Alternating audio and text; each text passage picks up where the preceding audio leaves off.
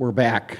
We are finally back, and this is going to be the beginning of next resurgence of what we're going to see, I think, as far as AirVenture goes in the years to come.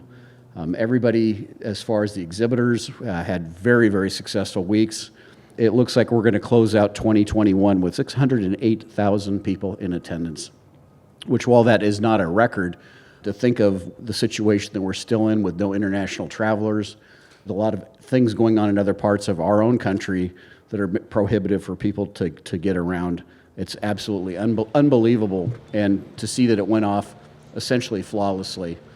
The other item that we're very proud of for this week, it was an extremely safe event. So when you look at the normal activity of, the numbers of airplanes that arrived here, which we had over 22,000 aircraft movements that occurred during the week, and approximately about 16,000, almost 17,000 airplanes on the ground parked here, with no airplanes being turned away. And that was our initiative that we put in place a few years ago to ensure that we had ample acreage to be able to park people and ample procedures to get people in and out, and that worked also flawlessly. We had 50,000 autos that were parked here during the week, all in our existing lots. We had 12,000 camping check-ins that occurred. But probably when you ask how is the association doing and where are we, when you look as to the long-term sustainability of EAA, it's all about the membership. And our membership as of 31st of July now stands at 244,698 members, up from where we were in 2019, which was kind of our last peak of 232,000. And that includes 150,498 of individual members comprise that total number. And so this is becoming another record for us. And I think that's a good, safe indicator that aviation's strong, aviation's back, but more importantly, EAA has a value proposition that resonates with the aviation community, and people want to be a part of it. So we're very, very pleased with that. I think the changes we had to make as far as the sanitization and disinfecting, the fact we had to remove the concert and some other things, did not really deteriorate the venue and the event in people's minds. I think those are nice additional features, but they're not necessary for why people really come. And it really showed, I think, when talking to people, that nobody missed some of the additional items. They were here for the airplanes, they were here for their friends and their people, and they were here to support the exhibitors.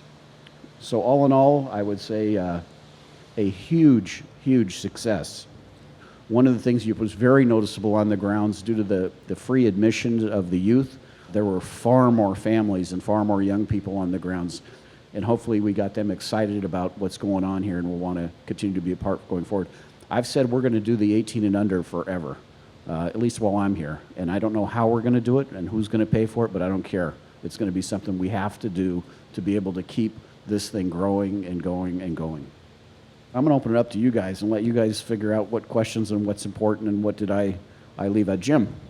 The FAA administrator showed up here midweek, indicated some temporary resolutions in regard to the compensation hire flight instructor controversy, and then told us MOSAIC is basically the fall of 23, even though there had been a number of indications that we were hoping to see something a lot sooner.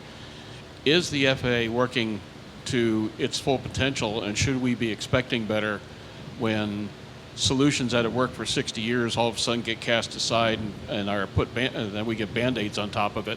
And MOSAIC, which is something that could really re-energize a certain segment of aviation, is now 2 years off, and we still don't know enough to plan by.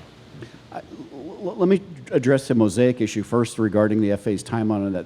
We've always had the timeline pegged that we've been told by then, Jim, was January of 23, because it takes a full year for rulemaking, and it takes a full year for when it goes out for public comment. And the whole rulemaking process is about a 4-year thing. So it's disappointing that it's slipping, but the fact that he is still at least committed to it is very encouraging. And I think what's going to come out of that will be our next big leap in aviation as far as being able to bring more people in it, lower the cost. So I'm not as quite as hard on rulemaking. I did make a comment in the when we had to meet the administrator that, these things are taking way too. If you were a privately held company, you would be bankrupt waiting 6 years to get something as easy as that out. But as far as what they did leading into AirVenture with the training issue, that was the biggest embarrassment I've ever seen by a public agency. I mean, we've had this training requirement in place.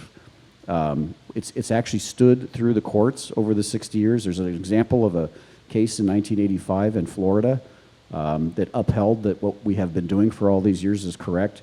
And for them to take, as a result of that, to then turn around and make a complete reinterpretation against very specific segment of aviation, which was the experimental amateur built category, primary category, and exhibition category, is just embarrassing. And the fact that the administrator couldn't get that turned around, but he's going to have a rude awakening when legislation gets shoved upon him to turn it around permanently. We're getting that done quickly. I think you can count on that happening. There's 2 bills, one in the Senate that's sponsored by Senator Inhofe, one in the House by Sam Graves and Congressman DeFazio, so both sides of the aisle and both people who are in charge of the Transportation Committee. So I think we're going to be sending a strong message. Thank you very much for attending. Jack, thank you very much. Congratulations on a great week, and we'll see you all in 2022. Thank you.